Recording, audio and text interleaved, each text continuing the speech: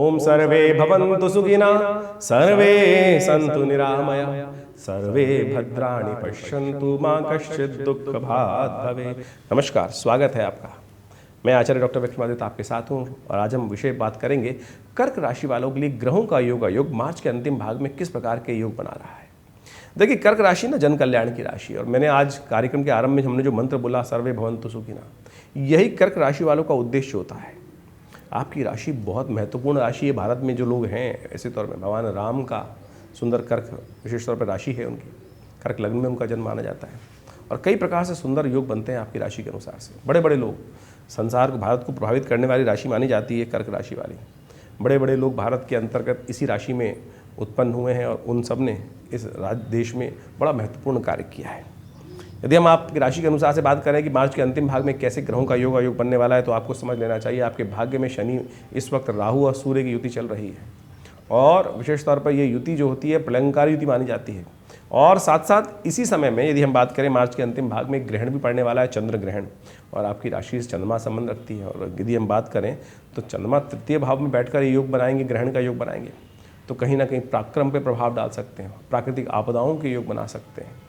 और विशेष तौर पर पूरे विश्व के लिए तो ये सब बड़ी विचित्र स्थिति है। शनि मंगल का टकराव, साथ साथ ग्रहण का योग, सूर्य राहु की युति, और ये सब के सब जिन सुंदर बात इसमें बस यही है कि भारत में ये ग्रहण नहीं पड़ रहा है, लेकिन पूरे विश्वव्यापी तौर पर ये समझें तो ग्रहों का योग अच्छा नहीं दिखाई देता। ऐसे में ग्रहों के योग के अनुसार से आपको समझना चाहिए क्या कुछ करना है आपको। आपकी राशि के अनुसार सिलसिलेवार तरीके से बात करें तो 21 मार्च की बात करें तो द्वादशी की तिथि है, शुभ बृहस्पतिवार का अवसर है। कर्क राशि में चंद्रमा आपके लिए बड़ा सुंदर योग बनाते दिखाई दे रहे हैं। दिन सब जो विशेष तौर पर पहला दिन जो है 21 मार्च का, वो बहुत सुंदर दिखाई देगा, आगे बढ़ने के योग बनाएंगे और अच्छे आपकी हिम्मत से लाभ प्राप्ति के योग बनते दिखाई देंगे। शिव की आराधना करना आपके लिए सब प्रकार से शुभ रहेगा। शिव का ध्यान करते हुए, शिव का पूजन करते हुए कार्य को आरंभ करें, पीली चीज़ों का दान करें, ये बहुत सुंदर उपाय आपके लिए दिखाई देता है। अश्लेषा और मघा नक्षत्र विशेष तौर पर 21 और 22 तारीख को बना रहे हैं योग, तो ऐसे में जो लोग जन्म ले रहे हैं उनकी मूल शांति अवश्य करानी चाहिए। नहीं तो क्या होता है कि जीवन में पर कष्ट होने के योग बनते हैं। और यदि आपने बचपन में नहीं कराई है और आपका अश्लेषा मघा नक्षत्र है तो हर 27 दिन बाद योग आता है, करा लीजिए। देखिए, ये ऐसी चीज़ है, इसको कुताही नहीं बरतनी चाहिए, नहीं तो फिर बेकार कारण से जीवन में कष्ट होने के योग बन जाते हैं। इसको ऐसे समझ लीजिए कि जीवन में साइंस ने, विज्ञान ने तरक्की करी, बहुत सारी वैक्सीन बना ली। पहले क्या होता था, वैक्सीन नहीं होती थी, बहुत बीमारियां परेशान करती थी, और जो लोग लगा लेते हैं वैक्सीन फिर उससे कवच बन जाता है और आगे वो बीमारी परेशान नहीं करती, नहीं तो फिर कभी कभी उठ के परेशान होने के योग बन जाते हैं। इसी प्रकार से यदि ज्योतिष विज्ञान के माध्यम से ये पता चला कि इस प्रकार के योग से आने वाले जीवन में कष्ट होने के योग बनते हैं और बहुत सारे शुभ चीज़ें हमारे जीवन से वंचित हो जाती हैं, तो इसलिए शास्त्रियों ने, योग के ज्योतिष के आचार्यों ने ये व्यवस्था बनाई कि बाल्यकाल में ही इस दोष के निवारण के लिए 27 दिन का मूल मंत्र का जप करके इस दोष को शांत कर लेना चाहिए।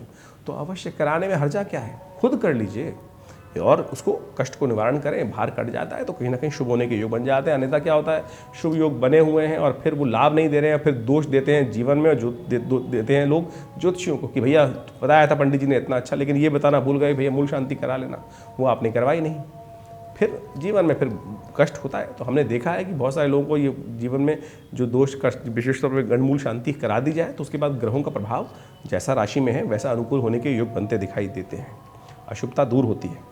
22 मार्च को त्रयोदशी की तिथि है, प्रदोष का सुंदर योग बन रहा है, शुक्र प्रदोष का योग बन रहा है।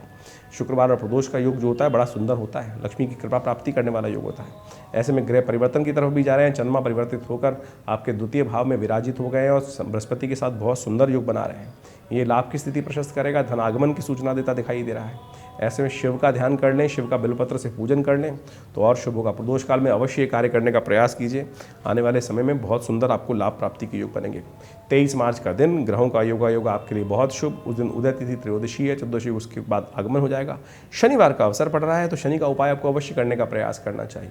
शनि इस वक्त मंगल के साथ होकर उग्र हो रहे हैं और आपकी राशि के अनुसार समझ लीजिए शनि महाराज सफलता में बाधा देने के भी योग दे रहे हैं। तो ऐसे में शनि को आपको विशेष तौर पर मनाने का प्रयास करना ही चाहिए। ऐसे में शुक्र शनिवार के अवसर पर हनुमान जी को चोला चढ़ा सकते हैं, हनुमान चालीसा का पाठ कर सकते हैं, सुंदरकांड का पाठ कर सकते हैं। तो ये सब उपाय आपके लिए कल्याणकारी रहेंगे। 24 मार्च की दिन बात करें, चतुर्दशी तिथि है, रविवार का अवसर है और कन्या राशि में चंद्रमा का प्रवेश होगा मध्याह्न काल में। लेकिन इसके साथ साथ सत्यनारायण व्रत भी इस दिन किया जाएगा और साथ साथ होलिका का दहन का योग भी बनेगा। आपकी राशि के अनुसार से ग्रह गणना की बात करें तो दिन अनुकूल दिखाई देता है और विशेष तौर पर भगवान की कृपा से आपके लिए धनागमन की सूचना प्राप्त कराता दिखाई दे रहा है, लाभ की स्थिति बनाता दिखाई दे रहा है। मन के अनुसार से कार्य होने के योग बन सकते हैं, तो सुंदर तरीके से लाभ आपको मिलता दिखाई दे रहा है। लेकिन बाकी ग्रह कुछ कष्ट देने के योग बना रहे हैं, उसको समझ लीजिएगा। कई बार क्या होता है, जीवन में बहुत सारी समस्याएं चल रही होती हैं और हमको पता नहीं चलता किस कारण से चल रही हैं। हम कहीं गए और हमारे कुछ अच्छा कार्य हुआ, लोगों ने नज़र लगा दी। ऐसी नज़रों को दूर करने का दिन है ये, विशेष तौर पर होलिका का जो दहन का समय होता है इसलिए होता है। आपकी राशि के अनुसार से एक काम कीजिएगा, थोड़ा सा चावल ले जाकर अपने घर से सिर पर से वार कर उस होलिका की अग्नि में विशेष तौर पर अर्पित कर दीजिएगा। ओम शांग शिंग शौंग से नमसे नमः या त्र्यंबकम मंत्र का जप करते हुए, ओम नमः शिवाय का जप करते हुए 7 बार अपने सिर से वार कर उसको अग्नि में प्रज्वलित करने का प्रयास कीजिए। आपके ग्रह दिखाएंगे परिवर्तन, महत्वपूर्ण योग, कष्टों को दूर करने का योग बनेगा। लेकिन बस एक बात का ध्यान रखना है, इस दिन भद्रा है जो सुबह करीब 9:55 से आरंभ हो रही है और रात्रि में करीब 11:17 तक चलेगी। तो होलिका का दहन दिल्ली के अनुसार से यदि बात करें तो होलिका के भद्रा के अंत में ही होना चाहिए, अन्यथा वो दोष लगता है। और फिर भद्रा काल में यदि होलिका का दहन हो जाए तो फिर उसमें आहुति देने वाले, उसमें सामने खड़े होने वाले लोग, उन सब के लिए कई प्रकार के अनिष्टकारी योग बन जाते हैं। तो इस बात का ध्यान रखें। दिल्ली के अनुसार हमने आपको बताया कि होलिका का दहन 11:17 के बाद ही हो और ये उपाय कर लीजिएगा, अच्छा रहेगा, कल्याणकारी योग बनेंगे। 25 मार्च के बाद पूर्णिमा का अवसर, उदय तिथि पूर्णिमा, चंद्रमा का जन्म दिवस का योग। पूर्णिमा के दिन जो विशेष तौर पर फागुन की पूर्णिमा होती है, जन्म दिवस माना जाता है उस दिन। उनका चंद्रमा का पूजन करने से कहा जाता है, चंद्रमा विशेष तौर पे बड़े महत्वपूर्ण ग्रह हैं और आपकी राशि के अनुसार से तो आपके स्वामी ही है राशि के, तो आपको तो अवश्य चंद्रमा का पूजन करना चाहिए। शाम के समय जब चंद्र उदय हों तब विशेष तौर पर उनको दूध का अर्घ चांदी के बर्तन से देने का प्रयास करें, वैसे ही देने का प्रयास करें। उसके बाद उनका मंत्र जप कर लें और अपने माता पिता का, बड़े जन का, गुरुजन का आशीर्वाद लें, गौ पूजन करें। ये सुंदर उपाय है। एक वर्ष में एक दिन यदि ये उपाय कर लें तो बहुत सुंदर रहता है। ग्रह गणना आपके लिए अनुकूल बनी हुई है, अच्छी बनी हुई है, लेकिन चंद्र ग्रहण का योग बन रहा है इस दिन। चंद्र ग्रहण का योग जो होता है वो विशेष तौर पर यदि बड़ा महत्वपूर्ण है इस बार। बहुत ग्रहों के हिसाब से देखें तो इस वक्त शनि मंगल का टकराव चल रहा है, सूर्य युति राहु के साथ कर रहे हैं और ये प्राकृतिक आपदाओं, दुर्घटना का योग बनाती हैं, अशांति का, अनहोनी का योग बनता है। और उसके साथ साथ ग्रहण भी पड़ गया। लेकिन अच्छी बात यह है, भारत में नहीं ग्रहण पड़ रहा है, लेकिन विदेशों में बहुत जगह पड़ रहा है।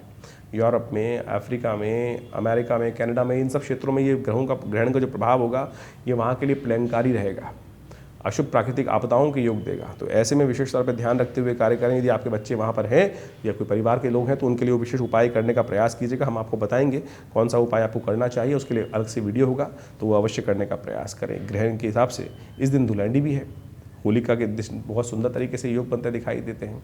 तो ऐसे में भगवान के साथ सुंदर तरीके से सुंदर होली भगवान के साथ खेलें, सफ़ेद पुष्प भगवान को अर्पित करें, लाल पुष्प अर्पित करें भगवान को, और उसके बाद पूरे सबके साथ आनंद के साथ होली खेलने के योग बने तो आनंद रहेगा। ग्रहों का परिवर्तन का योग आपके लिए जो चल रहा है वो आप जान लीजिए। 26 तारीख को ग्रह का परिवर्तन का योग है। बुध महाराज आपकी राशि में परिवर्तित होकर आपकी यदि हम बात करें तो वो बड़े महत्वपूर्ण भाव में बृहस्पति के साथ दशम भाव में लाभ की स्थिति बनाते दिखाई दे रहे हैं और ये महत्वपूर्ण परिवर्तन आपको स्वयं देखने को लगेगा बहुत सुंदर तरीके से। बुध आपकी राशि के अनुसार से इस वक्त सूर्य के साथ, राहु के साथ भाग्य में चल रहे थे, थोड़े कमज़ोर थे, अब परिवर्तित होकर आगे आ गए हैं, मीन से निकलकर मेष में आ गए हैं थोड़े दिन के लिए, फिर वापस चले जाएंगे। लेकिन ये जो परिवर्तन देंगे ये आपको स्वयं एनालाइज करने को मिल जाएगा कि अच्छा रहेगा। गौरी व्रत करने का नियम शास्त्र में बताया गया है कि 3 दिन तक माँ भगवती पार्वती शिव की पूजा नित्य प्रति कर लेने से बहुत सारे सुंदर योग बनते हैं, कष्टों का निवारण होता है। 27 मार्च को द्वितीया तिथि है, बुधवार का अवसर है। तुला में चंद्रमा का प्रवेश हो रहा है और ये तुला में चंद्रमा का प्रवेश आपके लिए बहुत सुंदर रहेगा क्योंकि बृहस्पति और बुध के सामने चंद्रमा चतुर्थ भाव से दशम भाव में योग बनाएंगे। लिए आपके लिए सुख का पदार्पण करेंगे, लाभ का पदार्पण करेंगे, आगे बढ़ने के योग बनाएंगे। तो सुंदर तरीके से इसका लाभ लेते हुए कार्य करें। श्री गणेश का पूजन करें, भगवान कृष्ण का पूजन करें, सुंदर योग बनेंगे। 28 मार्च को तृतीया का अवसर, बृहस्पतिवार, साथ साथ गणेश चतुर्थी का व्रत है, उस दिन करने का नियम शास्त्र में बताया गया। लेकिन भद्रा है जो सुबह सूर्योदय से लेकर करीब 7 बजे तक शाम को विद्यमान रहेगी। तो ऐसे में भगवान गणेश का पूजन करें। नए प्रोजेक्ट हाथ में लेने से बचने चाहिए। ग्रह आपके अनुकूल चल रहे हैं, लाभ की स्थिति बनाते दिखाई दे रहे हैं, इनकम के सोर्सेज को जनरेट करने में आपको लाभ प्राप्त होगा। लेकिन बस ध्यान ये रखना है क्योंकि शनि इस वक्त मंगल के साथ स्थित होकर आपके दशम भाव को देख रहे हैं, बृहस्पति पे दृष्टि पड़ गई है, तो बनते बनते कामों में कहीं ना कहीं कुछ परसेंटेज, बहुत बड़ी परसेंटेज देर में रुकावट लाने के योग बना सकते हैं। तो ऐसे में आप विशेष उपाय करने का प्रयास कीजिए, ब्राह्मणों की सेवा करें, पीली चीज़ों का दान करें, शनि का पूजन लगातार करते रहें। 29 मार्च को चतुर्थी का अवसर, शुक्रवार का अवसर, चंद्रमा वृश्चिक राशि में जाएंगे और ये आपके पंचम भाव में योग बनाएंगे। थोड़े क्षीण हैं, कमज़ोर हैं, लेकिन आपके शत्रुओं पर विजय प्राप्त करने के योग आपको अच्छे बनते दिखाई देंगे। थोड़े खर्चे बढ़ने के योग दिखाई देते हैं, ध्यान रखते हुए कार्य करेंगे तो अच्छा रहेगा। गौ पूजन करें, सबसे सुंदर उपाय है। 30 मार्च के दिन ग्रह गणना दिखाती है पंचमी और शनिवार का अवसर, और रंग पंचमी दिखाती है ग्रहों की गणनाओं के अनुसार से। रंग पंचमी आनंद का उत्सव माना जाता है। भारतीय संस्कृति के अनुसार से भगवान का पूजन सुंदर तरीके से करना चाहिए। भगवान कृष्ण को विशेष तौर पर तुलसी दल अर्पित करना चाहिए। शनिवार का दिन है और ग्रहों का योगायोग आपके अनुकूल बना हुआ है। ऐसे में शनि महाराज जो हैं आपकी राशि के अनुसार से मंगल के साथ योग बनाकर जो बैठे हुए हैं, वो कहीं ना कहीं आपकी राशि के अनुसार से थोड़ा सा धन के आगमन में कमी लाते दिखाई दे रहे हैं, सफलता में बाधा उत्पन्न करते दिखाई दे रहे हैं। तो ऐसे में थोड़ा सा शनि का उपचार अवश्य लगातार करने का प्रयास करना चाहिए। हनुमान जी को चोला चढ़ाएं। हनुमान जी की आराधना से शनि हमेशा कंट्रोल में रहते हैं, तो इस बात का ध्यान रखते हुए कार्य करना चाहिए, क्योंकि अभी शनि महाराज 1 साल यही चल रहे हैं, तो लगातार कुछ दिन में शनि का उपाय अवश्य करते रहिएगा। 31 मार्च का दिन बड़ा महत्वपूर्ण दिवस है आपकी राशि के अनुसार से। आपकी राशि के स्वामी जो हैं, आपकी चंद्रमा जो हैं, वो विशेष तौर पर शुक्र के साथ जो योग बनाते दिखाई दे रहे हैं, वो विशेष तौर पर बड़े आपके लिए लाभ के योग बनाते दिखाएंगे। शुक्र जो हैं वो उच्च के होने जा रहे हैं। शुक्र आपकी राशि के अनुसार से भाग्य में जाकर बैठेंगे। सूर्य राहु वहाँ विद्यमान है। धर्मयुक्त कार्य करने से आपके लिए विशेष तौर पर बड़े सुंदर योग बनते दिखाई देंगे। आपके कार्यों में कुछ महत्वपूर्ण रहेगा, लेकिन चंद्रमा शुक्र थोड़े कमज़ोर हैं। उच्च के तो हैं, सूर्य के साथ होने के कारण से थोड़ी क्षीणता आ रही है। ऐसे में गौ पूजन लगातार करने का प्रयास कीजिएगा, तब आप शुक्र का पूर्ण लाभ ले पाएंगे। और एक बात का और ध्यान रखिएगा, राहु सूर्य और शुक्र की ये युति जो है वो धर्म से एक बात विशेष देती है कि धर्म पूर्ण परायण रहें, धर्म लगातार करते रहें, पूजा पाठ लगातार करते रहें, धर्म से दूर ना हो, असत्य का साथ न दें, अन्यथा कष्ट होने के योग बन सकते हैं। तो ये आप पूरी तरह से इन ग्रहों का लाभ ले सकते हैं इन सिद्धांतों को समझ के। ये समस्त ग्रह योग जो है वो विशेष तौर पर उनकी गणनाओं को देखते हुए, ज्योतिष के अध्ययन को करते हुए पता चलता है कि हमारे जीवन में जो परिवर्तन का योग लाते हैं वो ग्रहों के परिवर्तन के साथ साथ एसोसिएट होता है। ऐसा कुछ नहीं है कि संसार में आपके जीवन में अचानक कुछ घट जाता है। यदि ग्रह गणना को हम समझें सही रूप से, तो आप समझें उसके अनुसार से हम बहुत सारी चीज़ों का पूर्वाभास पहले से लगा सकते हैं, अंदाज़ा लगा सकते हैं और उन चीज़ों को परिवर्तित करने का प्रयास कर सकते हैं।